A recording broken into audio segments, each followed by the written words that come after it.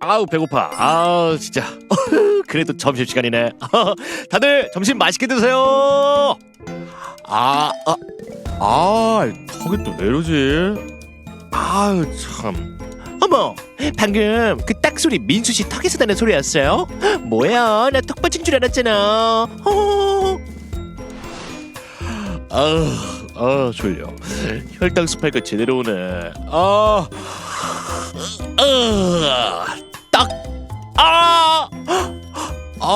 진짜.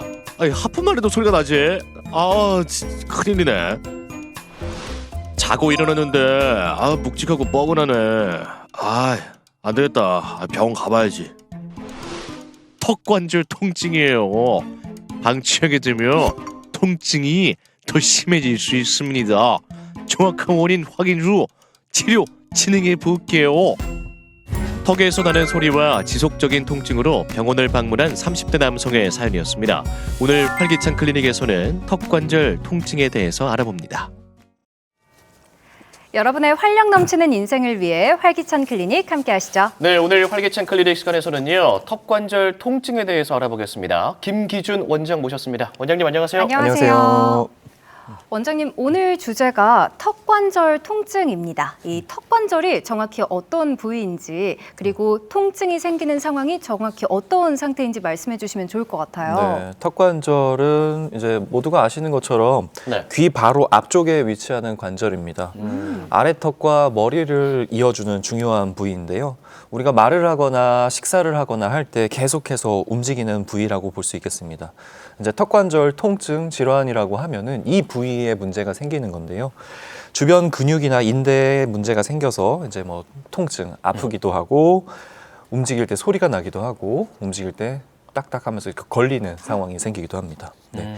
이게 단순히 이 관절 부위 턱만 아프면 다행인데 이 통증이 심해지면은 주변 부위, 뭐 귀, 관자놀이, 그다음에 목, 어깨까지도 통증이 심하게 생기는 경우가 있습니다. 네. 저도 개인적으로 우리 원장님께 이렇게 병원 찾아가가지고 턱이 아파요라고 이렇게 말씀드린 적도 있거든요. 저도 이 턱 통증을 좀 가지고 있는데 이게 뭐 아까 사연 보니까 입을 벌릴 때 딱 소리가 난다. 그리고 통증이 있다라는 증상이 있었어요. 대표적인 증상이 몇 가지 더 있을까요? 뭐가 있을까요? 네.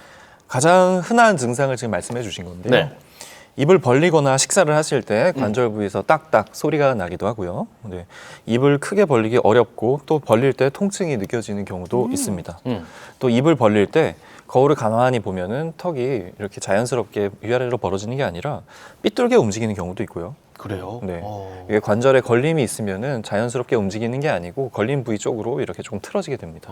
네. 그리고 아침에 자고 일어났을 때 턱이나 얼굴 부위에 뻐근한 느낌을 호소하는 경우도 있고요.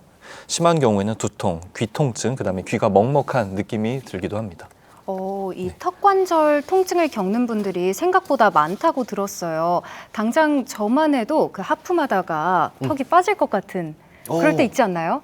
네, 뭐 그런 경우가 있습니다. 근데 네. 이런 증상들이 주로 어떤 원인 때문에 발생할까요? 사실 이제 턱 관절이라고 하는 게 워낙 이제 뭐 일상생활에서 많이 쓰이다 보니까 원인도 네. 굉장히 다양한데요. 뭐 이제 우리가 일상에서 그냥 쉽게 생각하는 뭐 턱을 괴는 자세라던가, 많이 하죠. 네, 옆으로 누워 잔다던가, 네. 옆으로 누워야만 이제 잠들 수 있다라고 하는 분들도 계시거든요. 맞아요. 근데 어쨌든 한쪽으로 치우치는 상황은 턱에 계속해서 무리가 갈 수밖에 없습니다. 네, 그런 우리가 이제 일상생활에서 쉽게 하는 자세들, 네. 그리고 이제 뭐 없는 사람 없는 스트레스, 그리고 스트레스구나. 이제 올바르지 않은 자세, 뭐 이렇게 앞으로 기울인 자세도 마찬가지고요. 네. 이런 자세들이 반복이 되면은 턱 근육, 그다음에 목 어깨 근육이 과도하게 긴장이 돼서 이제 턱관절 증상이 생기기도 합니다. 그리고 네. 낮 동안에 하는 이를 무는 습관, 그다음에 자는 중에 나도 모르는 사이 하는 이갈이. 네, 이것도 이제 턱관절에 굉장히 안 좋은 영향을 미치고요. 네, 그다음에 큰 충격, 뭐 외상으로 인해서 증상이 생기는 경우도 있고요. 부정교합, 교합이 좋지 않아서 치아들이 잘 물리지 않아서 턱이 불안정해도 증상이 생길 수가 있습니다.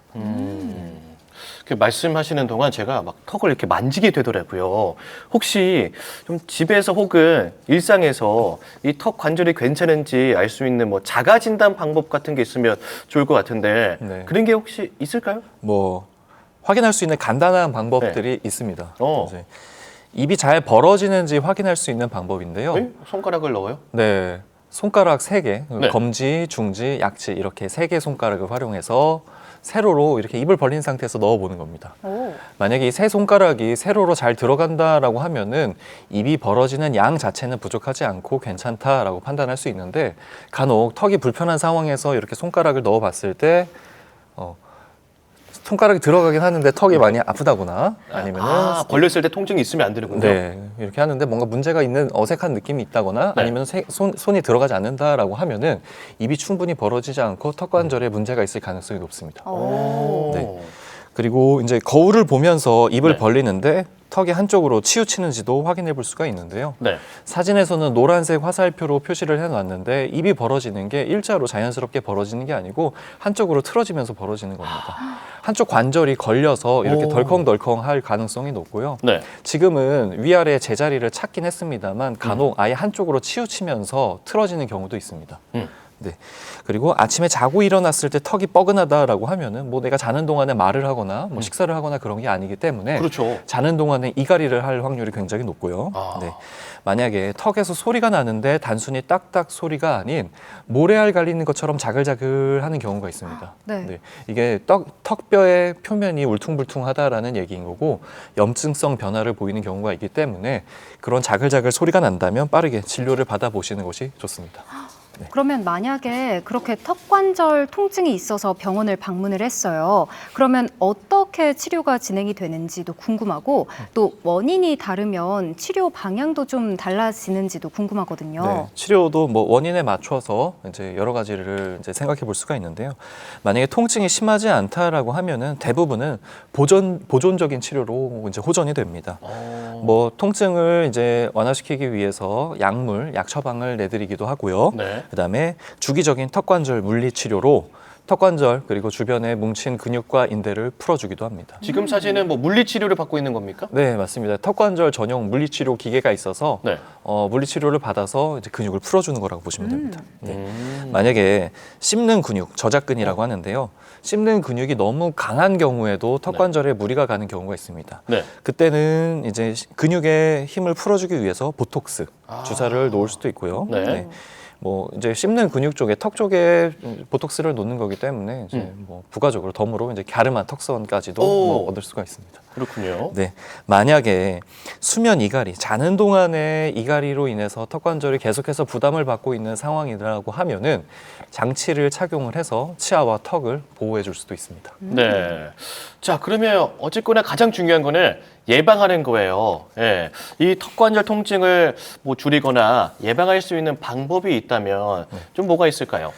네, 일단은 턱 관절 건강을 생각한다고 하면은 뭐 네. 음식 딱딱하고 질긴 음식은 되도록이면 피해 주시는 것이 좋고요. 뭐 오징어 같은 거요? 오징어도 그렇고 요즘에 네. 많이 드시는 뭐 견과류 같은 것도 그렇고요. 네. 두쫑쿠. 그렇죠. 네, 뭐 두쫑쿠도 뭐 많이 네. 뭐 질기고 딱딱한 음식이라서요. 턱관절 건강을 생각한다라고 하면은 뭐 안 먹을 수는 없지만 줄여주시면 좋을 겁니다. 네. 그리고 이제 뭐 일을 하시면서 껌을 자주 씹는 분들도 계시는데 이것도 턱관절이 턱에 계속해서 무리될 수밖에 없기 때문에 줄여주시는 게 좋습니다. 네. 그리고 아까 말씀드렸던 뭐 턱을 괴거나 아니면 식사 중에 한쪽으로만 이제 식사를 하시는 분들도 있는데 이런 것도 턱에 부담을 줄 수가 있고요. 네. 그리고 평소에 계속해서 턱이 이제 긴장해 있는 분들이 계시는데 저요. 네, 그렇죠. 그래서 이제 턱에 힘을 빼는 연습을 하는 것도 좀 중요합니다. 힘을 빼요. 힘을 네. 빼요? 어떻게 빼죠? 위아래 치아가 닿아 있는 것만 해도 턱관절 그리고 주변 근육이 계속해서 긴장하고 있는 거라서요. 치아가 닿아 있지 않게끔 자세를 찾아주는 건데요. 이제 방법은 입술을 담은 상태에서 네. 볼이 빵빵해지게 바람을 붑니다. 네. 이 상태를 이렇게 만들어 보면 위아래 치아가 살짝 떨어져 있거든요. 그 상태에서 입술에 힘만 풀어주시는 거예요. 네. 그렇죠. 입을 벌리시는 건 아니고 벌리지 말고요. 입을 벌리시는 건 아니고 다원 씨 한번 해보세요. 네, 그 상태에서 입술에 힘만 그냥 풀어주시면 됩니다. 그렇죠. 입 벌리지 그러면- 마세요. 네. 그렇게 하면은 이제 위아래 치아가 살짝 떨어진 상태를 찾을 수가 있는데 네. 그 상태가 이제 턱의 긴장이 풀어진 상태라고 보시면 됩니다. 한번 보고 계신 분들도 한 번씩 테스트를 해보시면 좋겠네요. 그러면 이렇게 턱관절 통증이 오래 방치되면 또 다른 문제로 이어질 수도 있을까요? 네, 이게 단순히 그냥 경미한 통증이어서 내가 참고 지낼만 하다라고 하면은 다행이겠습니다만 간혹 이제 관절 부위가 오랜 기간 부담을 느끼고 손상을 받으면은 턱 뼈의 형태가 바뀌기도 합니다. 만약에 이게 어느 순간 입이 잘 안 벌어지기도 하고 만약에 턱이 걸려서 벌렸는데 다물어지지 않기도 하고 네. 그런 상황이 생길 수도 있는데 이게 단순히 그냥 이게 입을 벌리고 다무는데 불편하다 해서 그치는 게 아니고 말을 하거나 식사를 할 때마다 계속해서 통증, 걸림 때문에 고생을 해서 이게 한번 증상이 생기기 시작하면 굉장히 고생을 많이 하시거든요. 네. 그래서 증상이 있다라고 하면은 참고 지내시기보다는 바로 확인을 하시는 게 좋습니다. 근데 원래 그 턱이 아프거나 그럴 때는 치과에 가는 게 맞는 겁니까? 요즘에 뭐 네. 턱관절 진료를 보는 곳들이 많이 있는데요. 네. 아무래도 이제 턱관절이라고 하는 것이 뭐 교합에 대한 것도 그렇고 네. 주변 씹는 근육에 대한 것도 그렇고 여러 가지로 이제 판단이 필요하기 때문에 뭐 치과에 가서 진단을 받아보시는 걸 우선적으로 권해드립니다. 아, 그렇군요. 고맙습니다. 자, 오늘은요, 턱관절 통증에 대해서 알아보고 있는데요. 이제 끝으로 우리 시청자분들께 강조하고 싶으신 말씀 있다면 남겨주시죠. 네. 턱관절 통증은 우리 일상 속에서 누구나 겪을 수 있는 문제입니다. 만약 뭐 수면 이갈이나 안 좋은 자세로 인해 생길 수도 있고 식사 중에 턱에 무리가 되어서 이제 통증이 시작될 수도 있습니다. 만약 턱에 통증이 있거나 움직이는데 소리가 난다거나 턱관절이 걸리는 느낌이 있다면 턱관절 상태를 자세하게 확인해 보시는 것이 좋겠습니다. 네, 활기찬 클리닉 오늘은 턱관절 통증에 대해서 알아봤는데요. 도움 말씀 주신 김기준 원장님 감사합니다. 고맙습니다. 고맙습니다.